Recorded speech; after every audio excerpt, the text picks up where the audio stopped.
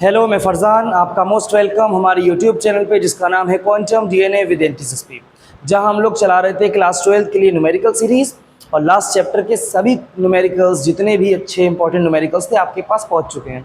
और हम स्टार्ट कर रहे हैं एक नया चैप्टर का नाम अल्टरनेटिंग करंट। और ये चैप्टर आपके लिए बहुत ही ज़्यादा इंपॉर्टेंट होने वाला है। अल्टरनेटिंग करंट के क्वेश्चंस आपसे हमेशा बोर्ड एग्जाम्स में, साथ ही साथ किसी भी कॉम्पिटिटिव एग्जाम्स में बिल्कुल पूछे रहते हैं। तो आपको बहुत अच्छे से इस चैप्टर के सभी फार्मूले रिवाइज करने हैं। आपको चैप्टर के अंदर की जितने भी इंटरनल टॉपिक्स हैं उनको बहुत अच्छे से समझना है, और उसके बाद फिर हम न्यूमेरिकल्स लगाना शुरू करेंगे। तो आप एक बार, अगर आपने इसकी फार्मूला शीट तैयार नहीं करी है, तो सबसे ज़रूरी काम है कि आप इसकी पहले फार्मूला शीट तैयार कर लें। तो आइए जल्दी से हम क्वेश्चन को देखते हैं। क्वेश्चन हमारे पास क्या कह रहा है? क्वेश्चन हमारे पास है कि an electric bulb operates 12 volt DC. अब इलेक्ट्रिक बल्ब जो है वो डीसी करंट पे, डीसी वोल्टेज पर ऑपरेट हो रहा है, और 12 वोल्ट डीसी वोल्टेज है हमारे पास। तो हम यहाँ पर वोल्टेज को ऐसा ईएमएफ की फॉर्म में लिखते हैं। और एक बात आपने जब यहाँ पर आपने पढ़ी होगी ना, तो आपने दो नाम पढ़े होंगे। एक तो पढ़ा होगा आपने ERMS, जिसको हम VRMS भी बोलते हैं। एक आपने नाम पढ़ा होगा यहाँ पर E0, ये होती है पीक वैल्यू ऑफ EMF। और एक आपने पढ़ा होगा यहाँ पर E, ये होती है इंस्टेंटेनियस वैल्यू ऑफ EMF। तो हमारे पास ये अलग अलग तीनों चीज़ें हैं। इन तीनों की डेफिनेशन अलग है, इन तीनों का मीनिंग अलग है। तो अगर हम बात करेंगे यहाँ पर, तो हमारे पास ये ERMS होती है ना, रूट मीन स्क्वायर वैल्यू।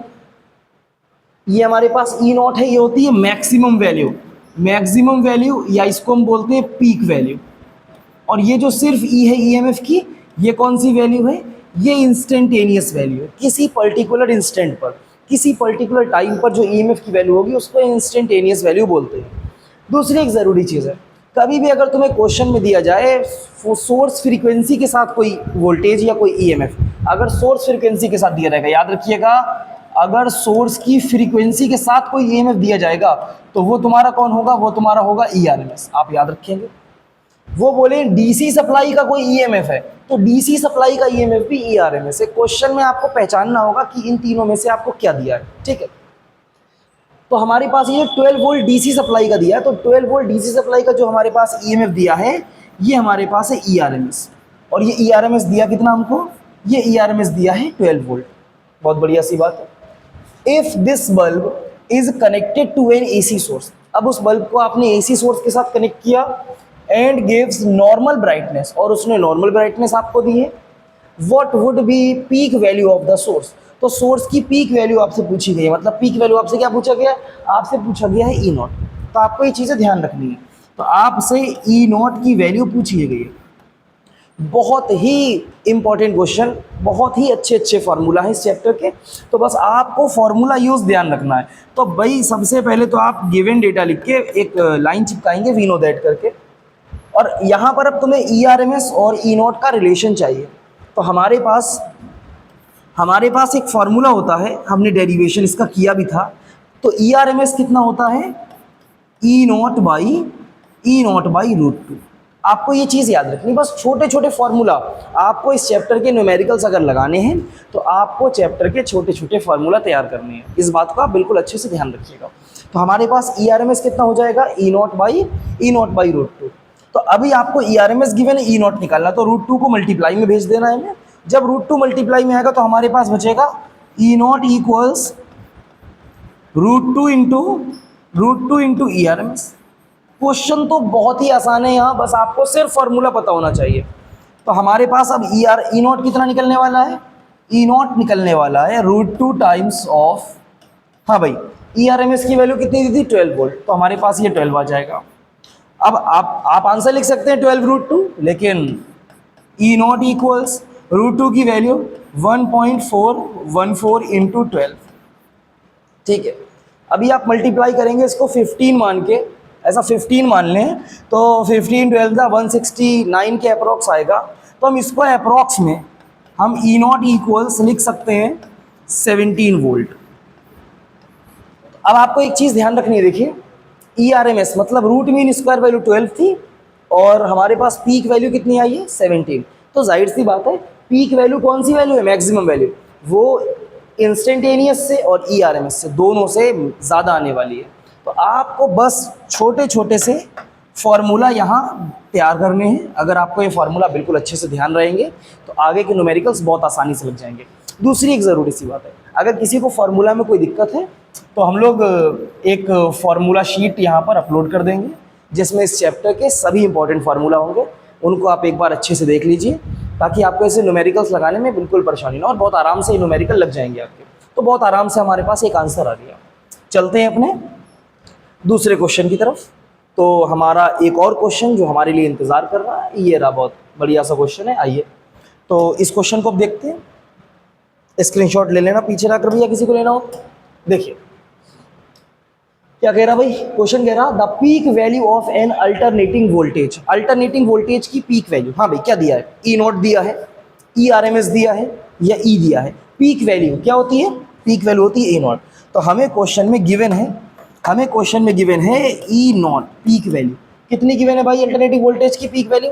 अच्छा 50 ओम रेजिस्टेंस के साथ, ठीक है, जब उस पर 50 ओम रेजिस्टेंस अप्लाई किया गया तो आर की वैल्यू तुमको यहाँ पर दी गई है 50 ओम, बहुत बढ़िया, और इज 10 वोल्ट। तो ये देखो ई आर एम एफ जो हमारे पास पीक वैल्यू दे रखी है वो ये दे रखी है 10 वोल्ट।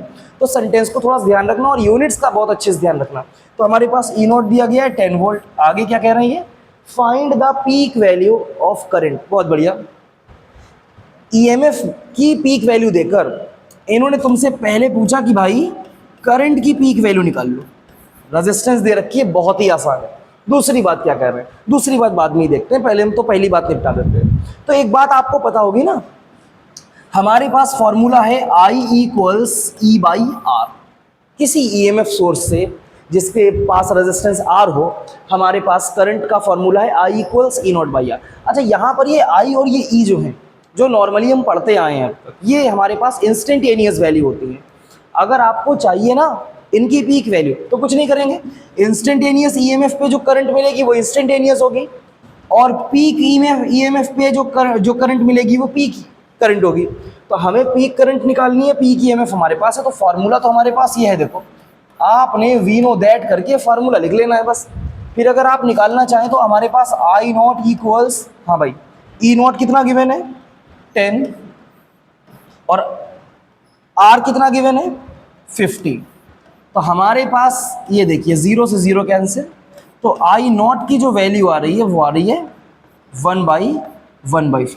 क्या इतनी बात समझ में आ रही है? अरे आ रही है ना, आप इसका डेसिमल भी निकाल सकते हैं, कोई मसला नहीं। तो हमारे पास ये एम्पियर में करंट आ गई है 1/5 एम्पियर। दूसरी एक ज़रूरी बात है, ये तो फर्स्ट पार्ट था क्वेश्चन का। क्वेश्चन के सेकेंड पार्ट में इन्होंने कुछ और भी कहा है, if the voltage frequency is 10 hertz. तो अब ये कह रहे हैं कि वोल्टेज फ्रीक्वेंसी एफ कितनी दे रखी है तुमको 10 हर्ट्ज। अच्छा क्वेश्चन है। अब यहाँ से right the equation for the instantaneous current. तो आपको इंस्टेंटेनियस करंट की इक्वेशन को राइट करना है। अच्छा ये आई नॉट जो निकल के आया इसको यहाँ पे लिख लेते हैं 1/1/5 एम्पियर निकल के आ गया। तो ये आगे का सब हम इरेज कर देते हैं, ये सब हटा देते हैं। अभी ये आपसे पूछ रहे हैं कि आपको इक्वेशन किसकी लिखनी है, ये रहा हमारे पास, किसकी इक्वेशन लिखनी है, इंस्टेंटेनियस करंट की इक्वेशन। तो अगर आपको ध्यान हो, हमने जब रिलेशन पढ़े थे इंस्टेंटेनियस और पीक वैल्यू के, तो इंस्टेंटेनियस करंट का इक्वेशन है I equals I naught sine omega t. यहाँ पर आई हमारे पास है इंस्टेंटेनियस करंट, आई नॉट है हमारे पास पीक वैल्यू ऑफ करंट। इसकी इक्वेशन बस आपको निकालनी है, कुछ भी नहीं करना, कोई टेंशन नहीं है, ठीक है। तो अगर आपको आई की इक्वेशन चाहिए तो आपको आई नॉट और ओमेगा पता होना चाहिए। अच्छा ओमेगा नहीं पता, हमको फ्रीक्वेंसी पता है, तो आपने एक फार्मूला ओमेगा का पढ़ा होगा, ओमेगा इक्वल्स 2πf पढ़ा है ना, बस उसको यहाँ पर अप्लाई करना है। तो आई इक्वल्स आई नॉट की वैल्यू, चलो वैल्यूज बाद में रख देंगे सारी, आई नॉट साइन ओमेगा को क्या लिख रहे हैं भाई 2πf, और साथ में कौन है t। ये चीज़ समझ में आ रही है ना, इक्वेशन ऐसी ही बनाई जाएगी।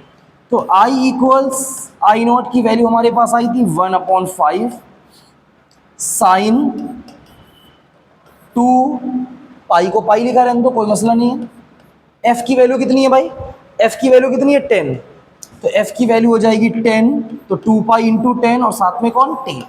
इसको एक बार और हम अगर सॉल्व कर दें, थोड़ा सा बिल्कुल ज़्यादा नहीं करना है, तो हमारे पास आई की इक्वेशन आने वाली है। देखो ये क्या हो गई 1/5 साथ में साइन, हाँ जाओ भाई, हाँ 2 पाई इंटू 10, तो 2 पाई इंटू 10 कितना हो जाएगा, ये हो जाएगा 200 पाई, और साथ में कौन आ गया, टी।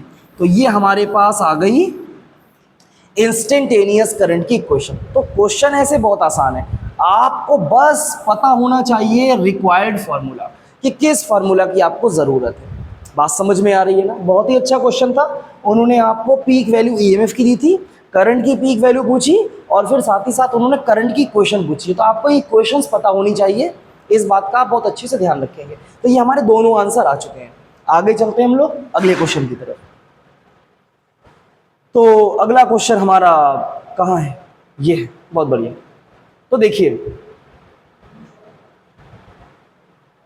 ठीक है ना? हाँ भाई, तो अगले क्वेश्चन में हमसे क्वेश्चन ये कहता है कि calculate the RMS value of alternating current.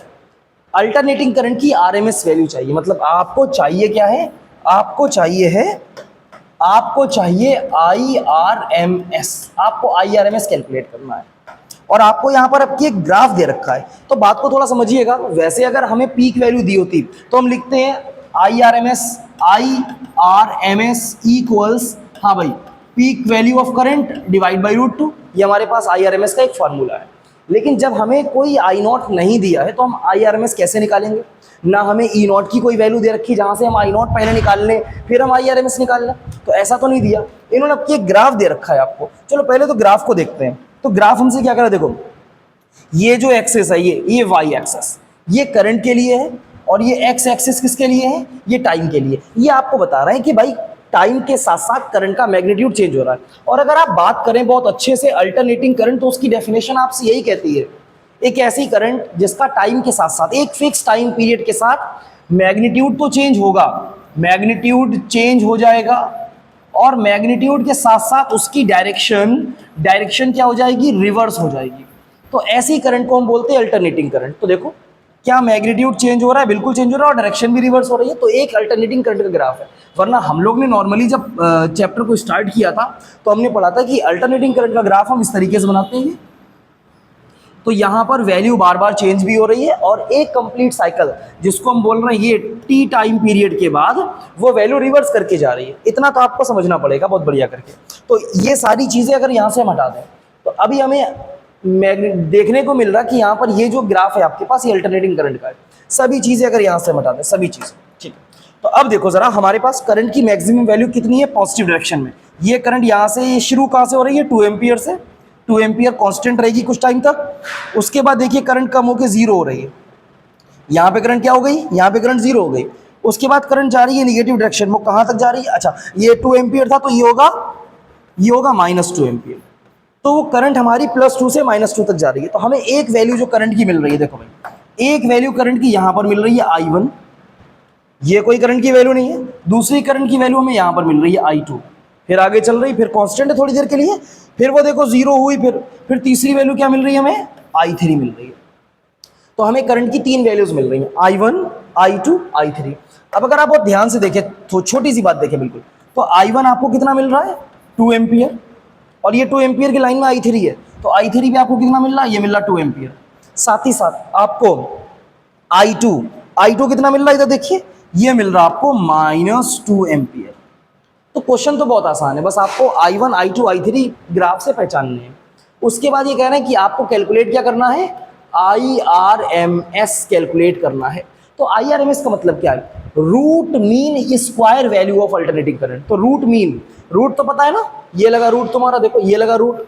अब मीन कैसे निकालते हैं, आपके 2 सब्जेक्ट्स हैं, हिंदी और इंग्लिश, आपके उनमें मार्क्स आए हैं 8 और 7, उनका मीन कैसे निकालोगे, तो हिंदी के मार्क्स 8 प्लस इंग्लिश के मार्क्स 7 और डिवाइड बाई 2।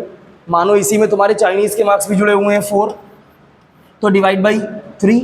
तो ये चीज़ें मीन निकालना तो हमने बहुत पहले से पढ़ के रखा है। तो अगर आप ये मीन निकाल सकते हैं, लेकिन मीन के साथ साथ यहाँ एक और भी टर्म जुड़ा हुआ है, देखिए रूट मीन स्क्वायर, मतलब जो वैल्यू आप ले रहे हैं उसका स्क्वायर करें, उनका मीन निकालें और उस पर स्क्वायर रूट लगा दें। तो हमारे पास वैल्यूज I1, I2, I3 हैं। तो आइए ज़रा सबसे पहले अगर आपको IRMS कैलकुलेट करना है तो ग्राफ से हमारा फॉर्मूला क्या बनेगा, पहले तो हम वो चीज़ देखते हैं। तो ग्राफ से फार्मूला हमारा क्या बनेगा, I1 plus I2 plus I3। Check भी करते रहिएगा, आपको पूरा बोर्ड दिखता रहे सबको।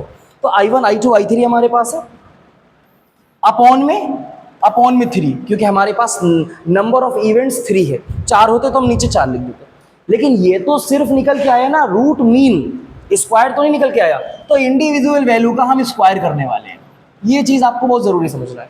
हमारे पास IRMS का एक फार्मूला ये भी है कि हर गिवन वैल्यू का स्क्वायर करो, फिर उसका मीन निकालो, फिर उसका स्क्वायर रूट कर दो, तो हमें IRMS मिल जाएगी, जो उसकी बेसिक टर्मिनोलॉजी है कि भाई root mean square value of alternating current. अब तुम पे सारी चीज़ें गिवन है ना, I1 I2 I3 गिवन है। I1 कितना है भाई 2, तो 2 का स्क्वायर। I2 कितना है I2 -2, तो -2 का स्क्वायर। और I3 कितना है I3 फिर से 2 है, तो फिर हम लिख देंगे 2 का स्क्वायर। और डिवाइड बाई क्या लिख देंगे, डिवाइड बाई लिख देंगे 3। अब एक बात आप बताओ ज़रा, बहुत पहले से आपको ये बात तो पता है। हाँ भाई, 2 का स्क्वायर 4, -2 का स्क्वायर मतलब -2 इंटू -2, ये भी होने वाला है प्लस के 4, ठीक है। तो ये भी हो गया 4, प्लस 2 का स्क्वायर 4 और डिवाइड बाई 3। आ जाओ ज़रा, 4 4 8 4 12, तो हमारे पास कितना आ गया स्क्वायर रूट के अंदर 12/3। कुछ कैंसिल कर देंगे, बिल्कुल कर देंगे भाई, क्यों नहीं कर देंगे। तो 3 4 12, तो हमारे पास आ रहा स्क्वायर रूट 4, ठीक है। अब 4 को सब स्क्वायर रूट से बाहर निकालोगे तो अपने पास IRMS आने वाली है। हाँ भाई, स्क्वायर रूट ऑफ 4 कितना हो जाएगा, ये हो जाएगा 2 एम्पियर। 2 एम्पियर, क्या बात समझ में आ रही है। तो इस तरीके से आपको ऐसे सभी क्वेश्चंस लगाना है। क्वेश्चंस लगाने के लिए सबसे ज़रूरी चीज़ आपके पास पता क्या है, कि आपके पास फॉर्मूला होना चाहिए। अगर आपके पास फॉर्मूला शीट नहीं है तो इस चैप्टर का नाम है अल्टरनेटिंग करंट, जो कि आपके लिए मोस्ट इंपॉर्टेंट चैप्टर है, बोर्ड एग्जाम के लिए भी, साथ ही साथ कॉम्पिटिटिव एग्जाम्स के लिए भी। तो आपको इसके फार्मूला अच्छे से तैयार करने हैं। हम लोग मिलते हैं नेक्स्ट वीडियो में कुछ और बेहतरीन क्वेश्चंस के साथ। तब तक आप लोग गिवन फार्मूला शीट को बढ़िया करके रिवाइज कीजिएगा। मिलते हैं नेक्स्ट वीडियो में। Thank you. कितने मिनट?